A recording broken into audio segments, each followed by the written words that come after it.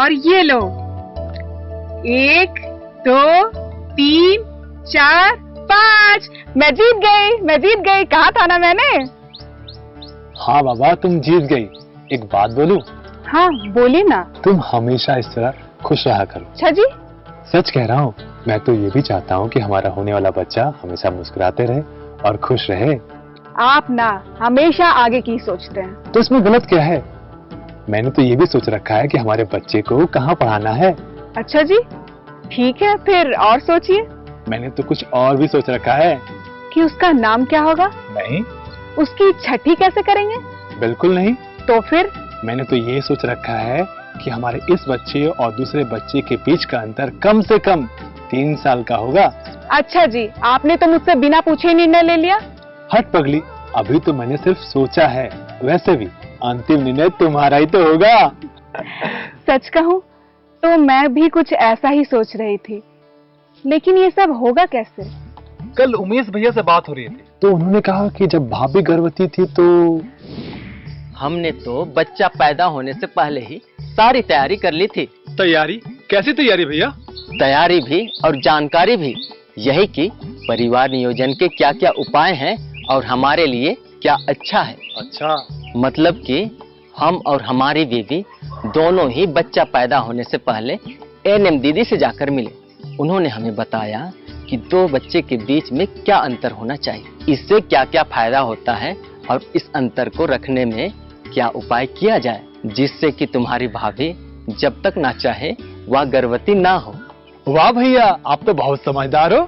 बिल्कुल, मेरी बेटी 3.5 साल से भी ज्यादा की हो गई है और तुम्हारी भाभी अभी तक। समझ गया। अच्छा, तो ये बात है। मैं तो उमेश भैया से और भी कुछ पूछना चाहता था, लेकिन शर्म से कुछ पूछ ही नहीं सका। इसमें शर्माने वाली कौन सी बात है?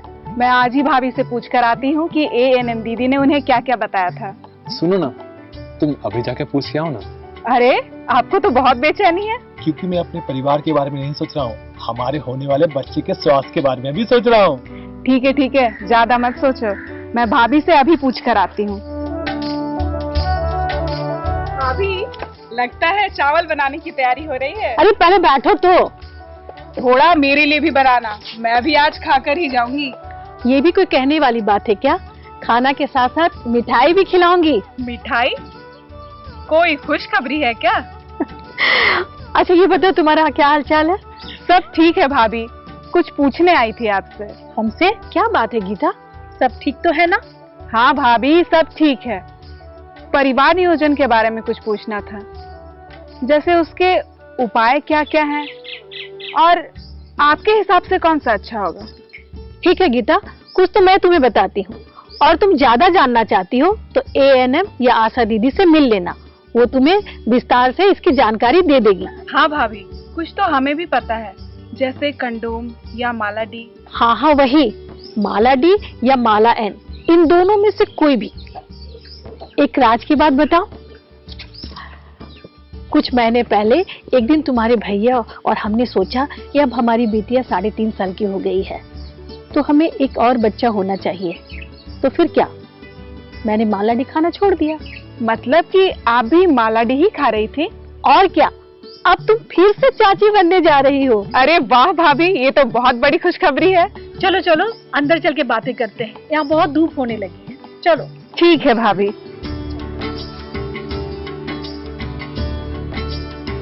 गीता, ओ गीता, किधर हो? लगता है एएनएम दीदी आई है। दीदी अंदर है, आ जाइए। नमस्ते दीदी। नमस्ते। लो गीता, हाथ कंगन को आरती क्या और पढ़े लिखे को फारसी क्या। लो, एएनएम दीदी आ गई है, जो पूछना है पूछ लो उनसे। अरे मैं तो गीता के घर ही गई थी, वहाँ पता चला कि वो तो तुम्हारे घर आई है, तो मैं रमेश को लेकर यहाँ चली आई। अच्छा की दीदी, इन दोनों के साथ मैं कुछ और भी जान जाऊंगी। हाँ गीता, तुम गर्भवती हो ना, अपना ध्यान रख रही हो ना, और अपने होने वाले बच्चे का। और हाँ, अभी से ही परिवार नियोजन के बारे में सोचना शुरू कर दो। दीदी, ये हमसे 2 कदम आगे है, ये उसी के बारे में हमसे पूछने आई थी। बहुत बढ़िया। दीदी, हमने इसे माला डी और माला एन के बारे में अभी इसे बता दिया है। गीता, तुम अभी गर्भवती हो, इसलिए प्रसव के बाद यदि तुम परिवार नियोजन के लिए कुछ इसी तरह का गर्भ निरोधक लेना चाहती हो तो छाया या पीओपी ले सकती हो, क्योंकि इसके साथ ही तुम अपने बच्चे को स्तनपान करा सकती हो और फिर उसके बाद तुम दोनों मिलकर जो भी उपाय करना चाहो अपने परिवार नियोजन के लिए वो अपना सकती हो। ठीक है दीदी। और वो कॉपर टी? देखो, परिवार नियोजन के बहुत तरीके हैं और तुम अपने परिवार के जरूरत के हिसाब से कोई भी तरीका अपना सकती हो। कॉपर टी भी परिवार नियोजन का एक तरीका है जो लंबे समय तक के लिए लगाया जाता है और इसे जब चाहो आप लगवा सकते हो। और आजकल तो प्राय महिलाएं प्रसव के साथ ही इसे लगवा लेती हैं, क्योंकि उस समय इसे आसानी से लगाया जा सकता है। लेकिन लंबे समय के लिए? हाँ, इसका मतलब ये नहीं है कि तुम इसे बीच में निकलवा ही नहीं सकते। तुम्हें जब भी अगला बच्चा चाहिए उस समय इसे निकलवा सकते हो। और तुम दोनों भी प्रसव से पहले ही ये सोच विचार कर लेना कि परिवार नियोजन का कौन सा तरीका तुम्हें अपनाना है, और यदि कॉपर टी ही लगवाना हो तो उसी समय लगवा लेना। दीदी, पिछले बार आपने हमें ये भी बताया था कि जब तुम्हें लगे कि तुम्हारा परिवार पूरा हो गया है तो तुम्हें नसबंदी करा लेना चाहिए। बिल्कुल, लेकिन ये ध्यान रहे कि नसबंदी परिवार नियोजन का एक अस्थायी तरीका है। दीदी, हम और गीता अब बच्चा पैदा होने से पहले ये निर्णय ले लेंगे कि परिवार नियोजन का कौन सा तरीका अपनाना है। हाँ रमेश, कोई भी तुम्हें दिक्कत हो तो हमें जरूर बताना। ठीक है दीदी, अब हम लोग चलते हैं। अरे, वो तुम्हारा खाना अगली बार खा लूंगी भाभी। और हाँ, मिठाई भी मंगा कर रखना। ठीक है गीता, मैं कमला से थोड़ा और बात कर लेती हूँ। ठीक है दीदी।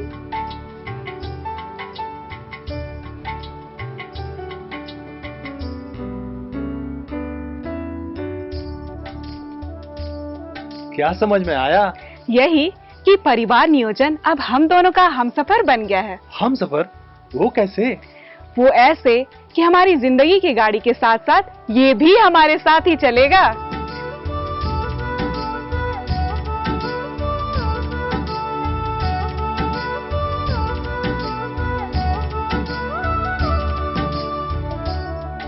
परिवार नियोजन के उपाय। परिवार नियोजन के कई तरीके होते हैं। पति और पत्नी अपने परिवार की जरूरत के हिसाब से कोई भी तरीका अपना सकते हैं। अगर आपको पहला बच्चा देर से चाहिए या फिर दो बच्चों के बीच में कम से कम 3 साल का अंतर चाहिए तो आप कंडोम, माला डी या माला एन अपना सकती हैं। अगर आपको लगता है कि आपका परिवार अभी के लिए पूरा हो गया है लेकिन शायद भविष्य में आपको एक और बच्चा चाहिए तो आप कॉपर टी जैसा लंबे समय का उपाय अपना सकती हैं। अगर आपको लगता है कि आपका परिवार बिल्कुल पूरा हो गया है तो आप या आपके पति नसबंदी करवा सकते हैं। और अंत में, जैसा कि आप जानते हैं कि प्रसव के 6 महीने तक बच्चे को मां का दूध पिलाना बहुत जरूरी है, इसलिए प्रसव के बाद आप या तो कॉपर टी लगवा सकती हैं या गर्भ निरोधक गोलियां जैसे कि छाया या पीओपी ले सकती हैं।